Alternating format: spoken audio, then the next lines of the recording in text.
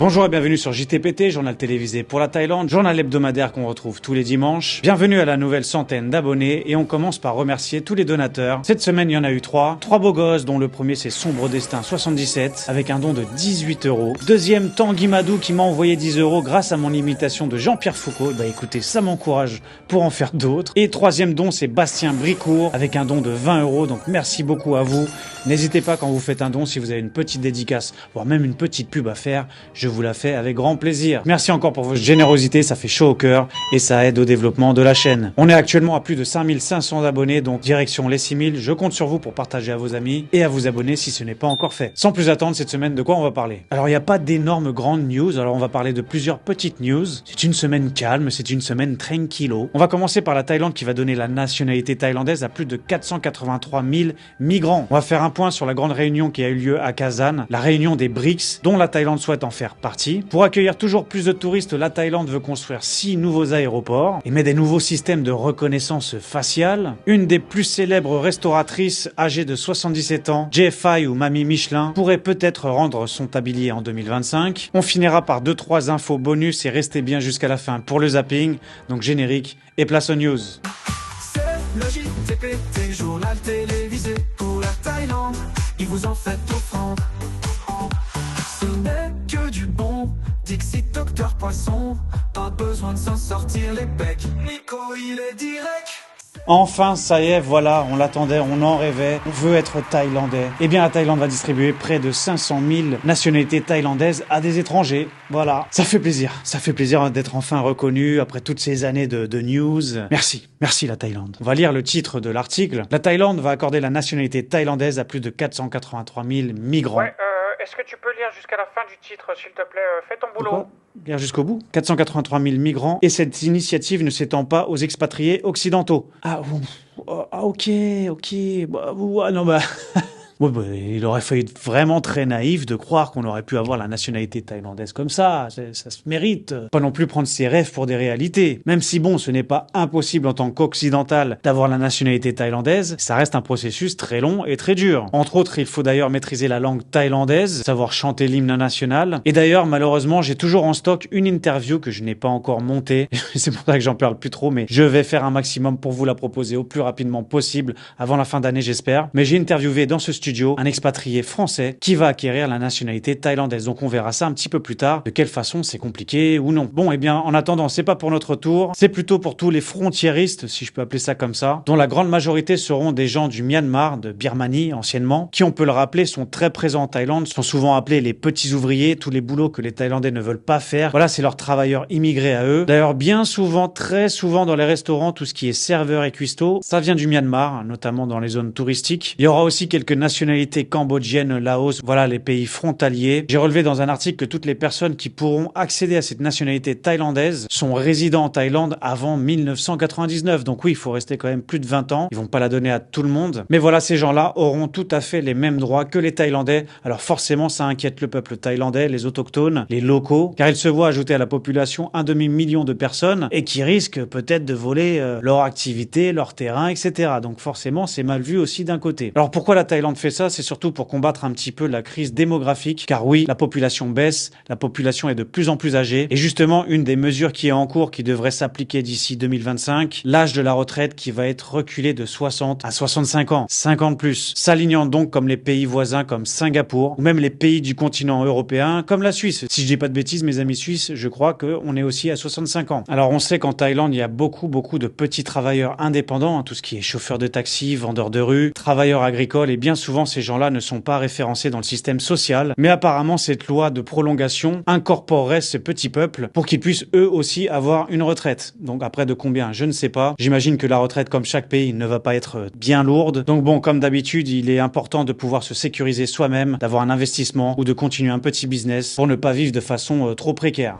Un mot rapidement sur la grande réunion internationale, la réunion des BRICS, qui s'est déroulée le 24 octobre dernier. Je l'avais déjà annoncé il y a quelques JT en arrière, alors on suit ça de de près car la Thaïlande est toujours autant intéressée, fait toujours autant d'efforts pour pouvoir en faire partie. Alors les BRICS, c'est quoi? Pour faire une définition assez rapide, c'est une organisation internationale principalement créée par le Brésil, la Russie, l'Inde, la Chine et l'Afrique du Sud. Une association de ces pays pour contrer un peu le monde occidental et de ne plus utiliser aussi le dollar. Alors entre-temps, d'autres pays se sont rajoutés à cette association et la Thaïlande, eh bien, voudrait en faire partie. Alors ce jeudi 24 octobre dernier, il y a eu une réunion à Kazan, une ville en Russie, où tous les dirigeants des pays intéressés se sont rendus sur place et ont fait cette grande réunion. Alors la Thaïlande se trouve actuellement en file d'attente parmi 15 autres pays qui souhaiteraient aussi faire partie officiellement de cette organisation. Alors parmi les autres pays, il y a le Kazakhstan, l'Ouzbékistan, l'Algérie, la Biélorussie, la Bolivie, le Vietnam, Cuba, l'Indonésie, la Malaisie, le Nigeria et l'Ouganda. Donc on voit que même les pays voisins sont très intéressés. Et le dernier pays qui est aussi très intéressé, c'est la Turquie. Alors ça fait poser pas mal de questions, ça interroge pas mal car la Turquie à la base est un pays de l'OTAN. Alors est-ce compatible? Est-ce possible? Alors malgré cette réunion, on n'a pas beaucoup plus de réponses autour de ça, mais ça va être un tournant assez général et majeur si la Turquie fait partie de ces fameux BRICS. On apprend aussi que Poutine lui-même a salué la Thaïlande pour ses efforts internationaux envers les BRICS. Alors la Russie, malgré la guerre, qui se porte pas si mal car on apprend qu'en 2024, sa croissance de PIB devrait augmenter de 3,2%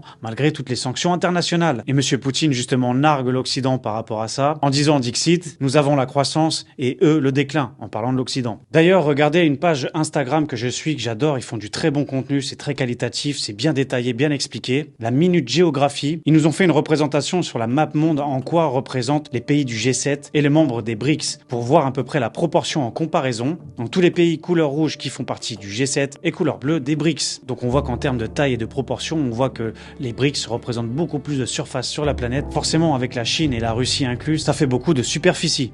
Alors si ça vous intéresse, vous voulez savoir un petit peu les coulisses, il y a eu environ il y a 2-3 jours une interview menée par Idriss Aberkan qui a interviewé un Français journaliste indépendant qui a été sur place, qui a pu écouter, qui a pu participer à cette organisation, cette grande réunion. Donc c'est plutôt rare, on entend très peu parler, donc si ça vous intéresse, je vous mets en lien dans la description de cette vidéo. Ça reste tout de même intéressant, on apprend justement via cette personne que ces fameux BRICS s'orienteraient vers une monnaie numérique, un token comme on appelle ça. Un token pour tous ceux que ça parle pas, eh bien c'est une monnaie numérique qui est utilisée par le système des crypto-monnaies. Donc voilà, pour tous ceux qui sont encore sceptiques sur les cryptos, ça existe et ça va de plus en plus exister et peut-être que cette organisation, les BRICS, pourrait utiliser un stablecoin. Oui, c'est que des mots en anglais, souvent des fois on me le reproche. Si vous voulez être aussi un peu au courant et comprendre, il faut aussi apprendre ces mots-là. Il faut pas être contre toute forme d'anglais. Enfin bref, affaire à suivre et on vous tiendra au courant si la Thaïlande en fait partie officiellement.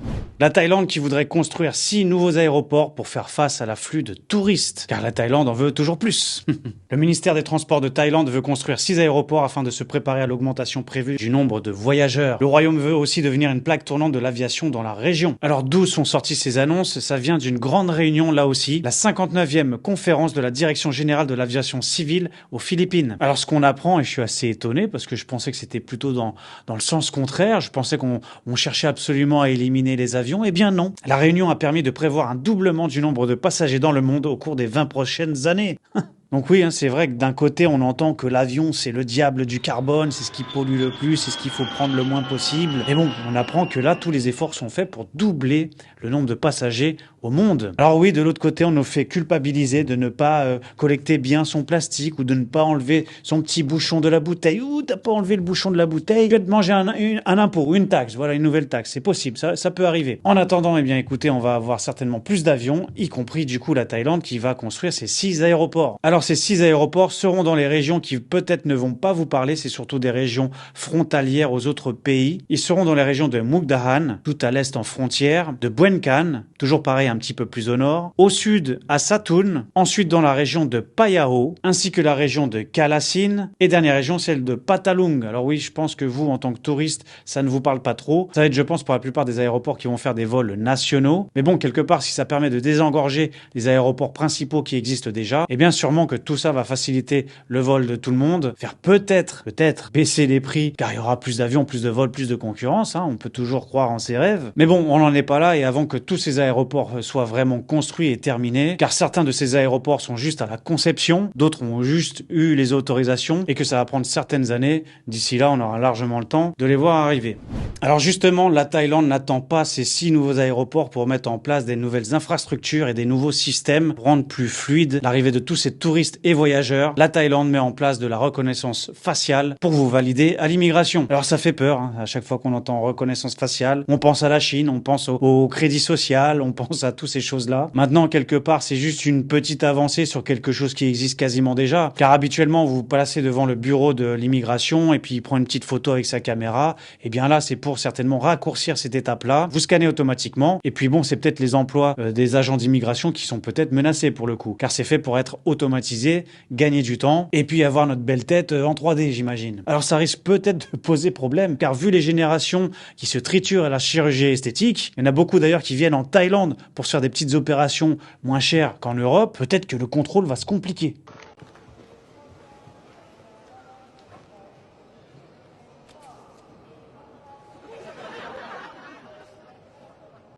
That looks nothing like you, mate. Where is it you're coming back for? Turkey. Fair enough. Ouais, donc allez-y mollo quand même. Mais attention, sinon vous risquez de ne pas pouvoir repartir dans votre pays. Ouais. On apprend dans cet article que cette reconnaissance faciale va être opérationnelle dès ce 1er novembre dans les plus gros aéroports de Thaïlande. L'aéroport de Suvarnabhumi, Dong Muang, les deux à Bangkok, de Chiang Mai, de Shanghai, de Phuket et de Hat Yai. Eh bien écoutez, tenez-moi au courant en commentaire si vous êtes déjà fait scanner le portrait, car apparemment ça a déjà commencé. On a appris cette semaine, selon certains médias, que la mamie star de Thaïlande, la mamie à l'étoile Michelin, voulait raccrocher son tablier, faisant face à des difficultés financières et peut-être aussi dues à son âge, qui on le rappelle, elle a 77 ans. Mais dans ce même article, on apprend que ça a été démenti et qu'elle a 81 ans. Enfin bref, elle est assez âgée, on pourrait comprendre qu'elle puisse et qu'elle veuille s'arrêter. Donc mamie Jay Fai, ça veut dire feu, j'imagine c'est pour le feu, c'est justement cette image très connue de son restaurant et de son omelette préparée sous le feu. Donc c'est un restaurant qu'elle tient à Bangkok et donc elle a eu sa première étoile Michelin depuis 2018 et depuis elle l'a conservée jusqu'à maintenant. Alors une petite description dans l'article de son restaurant. Les plats de Jay Fai, en particulier ses omelettes croustillantes au crabe et ses nouilles sautées aux fruits de mer, ont fait d'elle une icône gastronomique. Elle n'a jamais fait le moindre effort concernant le cadre. Une simple échoppe de rue sans climatisation où l'on mange sur un trottoir une omelette extrêmement copieuse avec du crabe que l'on comprend choisi avec soin. À 1000 bahts. Donc l'omelette coûte 1000 bahts, environ 27 €. Ah oui, donc c'est pas donné. Après voilà, si c'est gastronomie, c'est gastronomie. Mais oui, c'est vraiment typique des restaurants thaïlandais, c'est-à-dire la déco, le design. On s'en fout. Vous vous asseyez sur des chaises en plastique, pas de vitrine, pas de porte, pas de mur. Vous rentrez, vous asseyez et c'est ce qui fait justement le charme de la Thaïlande. Et même sans ça, eh bien, on peut quand même avoir une étoile Michelin, la preuve. Alors selon les médias, justement, il relevait qu'elle faisait face à des difficultés. C'est une personne très méticuleuse dans le choix des ingrédients. La preuve, c'est qu'elle va à 7 h du matin pour inspecter personnellement les ingrédients. Donc elle va faire son petit marché avant. Alors du coup, maintenant, on a une autre version du Bangkok Post, le média thaïlandais, précisant que cette chef étoilée Jay Fai nie sa retraite et la fermeture du restaurant. Donc voilà, on a une info contradictoire du coup. Affirmant qu'elle était toujours en très bonne santé, même si elle cuisinait 15 heures par jour, et que ces informations étaient fausses. Alors, est-ce que c'était un petit coup de pub supplémentaire? Est-ce que c'était un petit coup de faiblesse dans une déclaration et puis bon, les médias ont déduit qu'elle allait s'arrêter? Et du coup, sous cette rumeur de fermeture, la première ministre elle-même du pays a déclaré qu'elle allait se précipiter d'y aller dîner avant sa fermeture. Donc voilà, ça lui fait quand même une bonne pub et on a la numéro 1 du pays qui va s'y rendre. Alors en lisant cet article, je me suis donc renseigné sur combien d'étoiles Michelin possède la Thaïlande. À l'heure actuelle, apparemment, la Thaïlande en possède 28. Alors j'ai même trouvé la liste sur Wikipédia, je vais vous mettre en description le lien, vous avez juste à cliquer dessus, comme ça vous pouvez voir tous les restaurants. Ça peut vous donner une idée si vous êtes fan de gastronomie, vous faire un petit trip. Alors, on va pas se cacher, tous les restaurants sont à Bangkok. Donc ne cherchez pas ailleurs. Si vous voulez faire un trip gastronomique, c'est là-bas. Donc on a la liste, on voit Bangkok. Certains qui ont eu des étoiles, qui les perdent, certains qui sont passés de 1 à 2 étoiles. On voit aussi qu'il y a pas mal de restaurants français. D'ailleurs, le plus grand nombre de restaurants d'étrangers de Farang, eh bien c'est des Français. On a par exemple Blue by Alain Ducasse, on a Chef Table, toujours pareil, restaurant français, on a Côte by Moreau, on a Elements, on a Gemme de Jean-Michel Laurin, l'atelier Joël Robuchon, alors lui apparemment il a fermé, le Normandie, enfin bref, etc. Vous pouvez jeter un petit coup d'œil sur cette liste si ça vous intéresse. Même si on va se l'avouer, quand on vient en Thaïlande, justement, on vient pour manger de façon modeste, bon et pas cher. On recherche pas forcément d'aller dans les plus grands restos du pays, mais bon, il en faut pour tout le monde. Passons aux infos bonus, une vidéo qui a été très virale ici en Thaïlande. Est-ce que vous connaissez l'expression se manger un taquet? Non?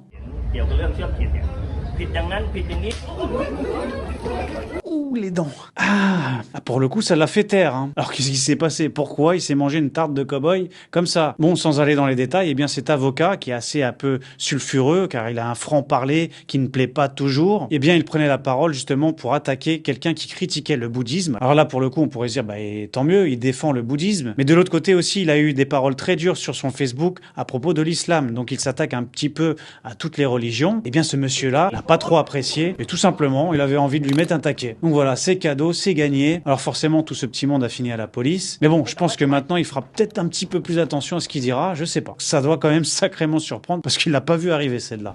Allez, dernière info bonus sans transition, un voleur de soutien-gorge a été arrêté dans la région de Pathum Thani. Un homme fétichiste qui se déplaçait en voiture en pick-up et s'arrêtait devant les maisons pour voler les soutiens-gorge des femmes. Et donc une de ces femmes s'est plaint à la police et a regardé les vidéos de surveillance du voisin et ils ont pu donc retrouver ce fameux suspect chez lequel on retrouvait justement suspendu tous les soutiens-gorge sur le séchoir, tout son butin en train de sécher avec une valeur de plus de 2300 bahts. Bon voilà, est-ce que c'était pour faire du business? Est-ce que c'était pour son propre plaisir fétichiste? Enfin bon, complètement n'importe quoi, ce genre de psychopathe, ça fait peur. En plus moi j'adore cette région Pathum Thani. Le hasard fait que j'y étais il y a 2-3 jours, hein, franchement, donc on apprend en plus que ce monsieur avait des couleurs favorites, hein. Il collectionnait seulement les soutien-gorge rose ou noir, hein. Complètement détraqué le mec, enfin vraiment. Enfin bref, passons tout de suite au zapping.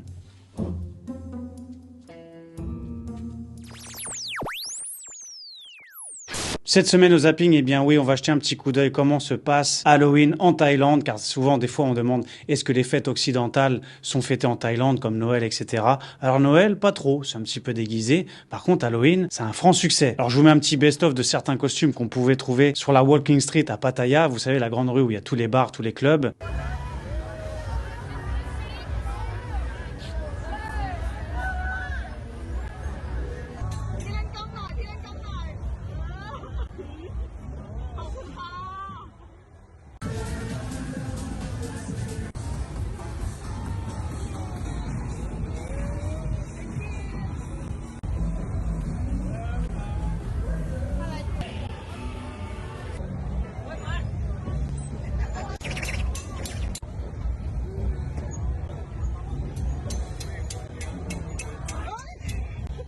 Alors oui, hein, c'est un franc succès chaque année. Tous les staffs, tous les employés sont aussi déguisés, maquillés. C'est un mouvement qui plaît, mais pas de panique hein, si vous ne pouvez pas vous rendre le 31 octobre en Thaïlande. De toute façon, dans la Walking Street de Pattaya ou même de Patong à Phuket, c'est un petit peu Halloween toute l'année. Hein. Chaque soir, vous pouvez vous faire peur, hein, je vous garantis, y a pas de souci. Enfin bref, c'est bon enfant, ça reste dans la bonne ambiance, alors pourquoi pas. Deuxième vidéo, toujours en restant sur le thème, un qui a fêté Halloween encore plus flippant que les autres. Regardez cette vidéo d'une dashcam, vous savez les caméras qui sont embarquées sur les voitures. On voit un mec totalement en train de ramper sur la route et c'est pas du fake. Hein. Le mec a dû avoir la peur de sa vie. Regardez au ralenti. Mais ça fait flipper. En plus, il est quasiment invisible dans la nuit. Il peut se faire écraser. Le mec, il est complètement perché. Je ne sais pas ce que c'est. J'ai pas l'explication. En tout cas, c'est bien flippant et ça tombe dans la bonne période. Et si c'est une blague, le mec, il a un niveau. C'est le boss final de la blague. Hein. C'est fou. On tient une couche. Enfin bon, personnellement, je pense que c'est plutôt les ravages de certaines substances illicites. C'est tout pour ce JT, merci d'avoir regardé jusqu'au bout. Commençons ce mois de novembre de la meilleure des façons possibles en attendant le fameux mois de décembre qui clôturera cette année. En attendant, on va essayer de dépasser les 6000 abonnés et pour ça, comme d'habitude, je ferai une vidéo live. Merci d'avance pour toutes vos interactions, vos commentaires. N'oubliez pas les likes et les abonnements. Partagez aussi à vos amis, ce qui aidera le référencement de ma chaîne. Un énorme merci encore Minicoeur pour tous les donateurs. Promis, j'essaye d'avancer sur les interviews que j'ai en stock que je n'ai toujours pas produites. Je vais faire de mon mieux. En attendant, on se donne rendez-vous la semaine prochaine. Ajoutez mon Instagram pour voir les JT en vidéo courte. Restez informés, c'est rester éveillé. Prenez soin de vous. À dimanche prochain. Ciao. C'est le JTBT, journal télévisé pour la Thaïlande. Ils vous ont fait comprendre. Il aime les animaux ainsi que les bons mots. Il vous fera rêver sur toute l'actualité. Et à la fin du zapping, on fait tous un clapping. Un vrai journal thaï, ça va.